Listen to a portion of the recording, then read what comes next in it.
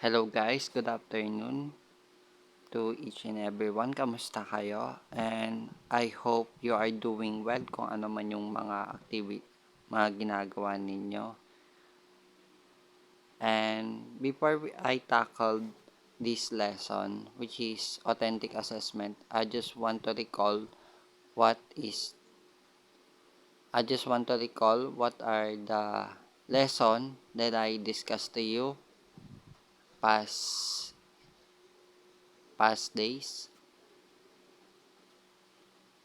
Yes, very good. It's all about authentic assessment, focusing, focusing practices, meaning, and characteristics. So today's video, I will discuss to you what it's all about authentic assessment tools. Authentic assessment make use the three modes. First one is observation, second one performance samples, and the third one is actual performance. So in this lesson, I just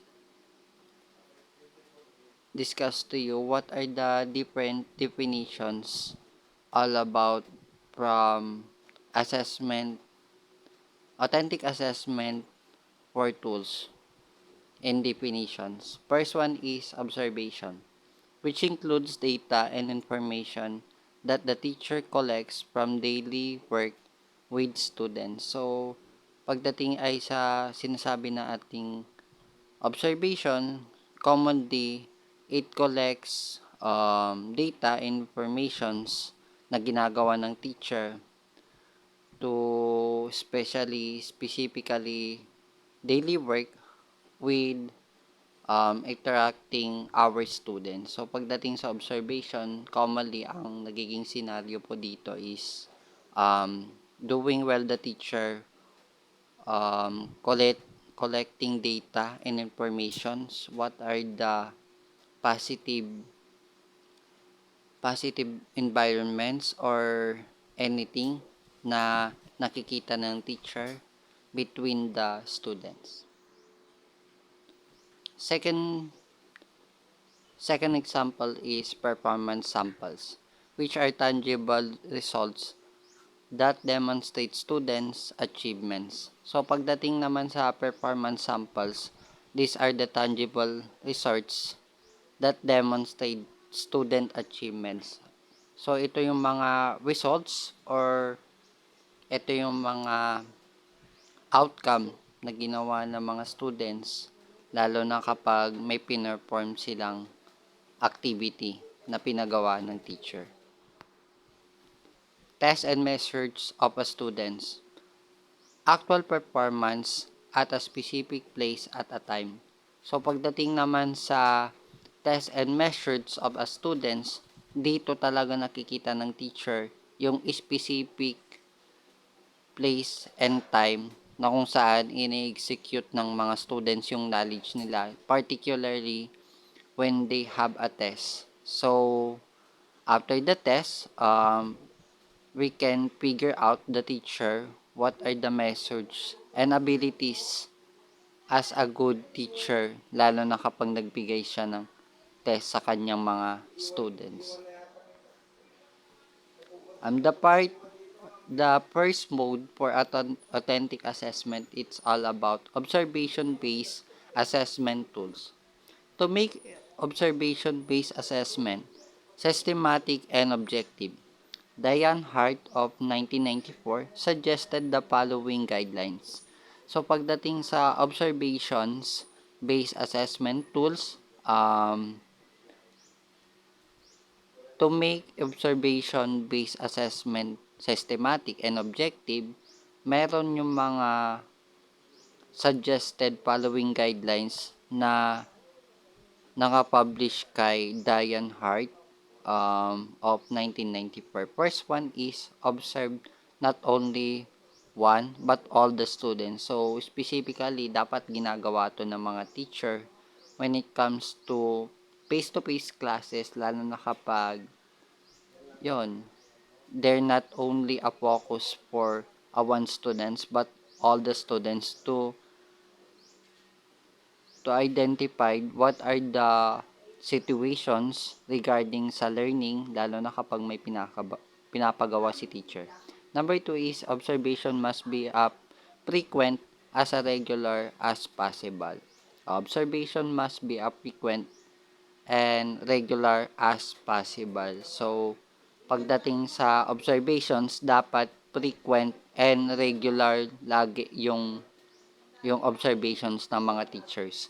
And number 3, observation must be recorded in writing. So, commonly, kapag nag-observe tayo, meron tayong mga um, writing comments about observations, kung ano yung napapansin ng mga teachers natin, lalo na sa mga students nila. Number 4 is observation should cover both routine and exceptional occurrences. Pagdating naman sa number 4, observation should cover both routine and exceptional occurrences. So, pagdating sa observation, dapat may proper routine din, lalo na kapag nagdi-discuss si teacher before they discuss the lesson of the teachers should make a classroom routine, like for example, para merong uniformity yung ginagawang observations ng mga teachers, lalo na kapag may pinapagawa sila. Number 5 is reliability observation records is enhanced of multiple observations are gathered and synthesized. So, pagdating naman sa number 5, dapat yung observation ng mga teachers is merong reliability na kung saan ito yung nag-gathered ng mga teachers at nasisynthesize nila what are those observations.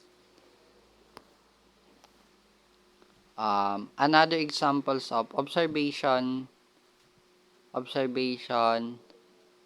assessment tools is developmental checklist. Is an observation tool that requires the teacher recorded to describe the traits or learning behaviors being assessed. When used regularly during the school year, developmental checklists give a moving picture of the student's progress toward the desired competencies. So, pagdating naman sa developmental checklist, naka-include na dito yung learning behaviors ng mga students na naa-assess ng mga teachers. When used regularly during the school year, developmental checklist giving a moving picture of a student's progress toward the desired competencies. So, aside sa observation ng mga teachers, lalo na kapag nag-focus na sila sa learning behaviors, dapat may progress ang bawat students, lalo na sa mga desired competencies sa kanilang classroom. These are the example of individual developmental checklists. Merong oral communication at meron ding written communications. Specifically, binibigay ito sa isang particular grade level and section, lalo na sa elementary, which is we teach students from primary schools. The interview sheet is another observation tool which is also called the conference recording form. Interview sheets consist of a list of questions the teacher intends to ask and space for recording the student's answers. So, this is an example of observation-based assessment, the interview sheet. This is another observation tool which is nakukonsist lahat ng list of questions ng mga teachers, lalo na sa mga students, kapag nagtatanong na ang mga teachers sa kanilang interview. These are examples of interview sheets. Another mode of authentic assessment is performance samples assessment tools. The example is a portfolio is a compilation of pieces of evidence of an individual's skills, ideas, interests, and accomplishments. It can be as simple as a folder of these pieces of evidence, as fancy as neat scrapbook containing evidence of a student's accomplishments, or high-tech as a lesser desk containing stored description, written works, and pictures of the student activities and accomplishments. So, the second mode of authentic assessment is performance sample assessment tools. So, ang example nito is portfolio. Definitely, alam naman na natin or familiar na tayo sa ganitong assessment tool, which is portfolio. Naka-input dito yung mga individual skills ng sa ideas and also the interest and accomplishments, lalo na kapag may pinagawa na si teacher. It's also include the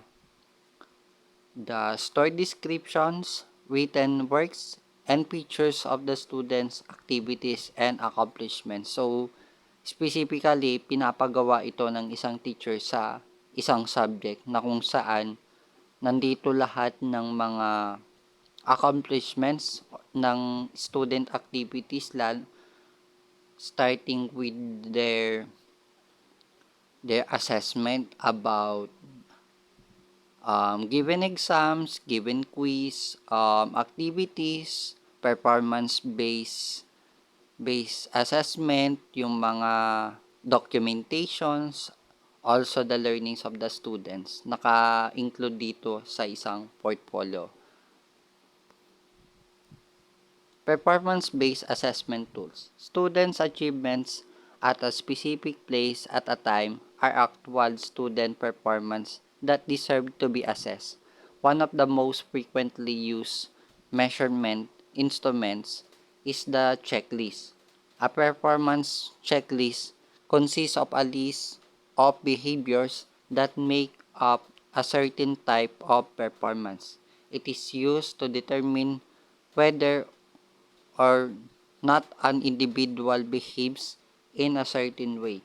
Usually, they decide.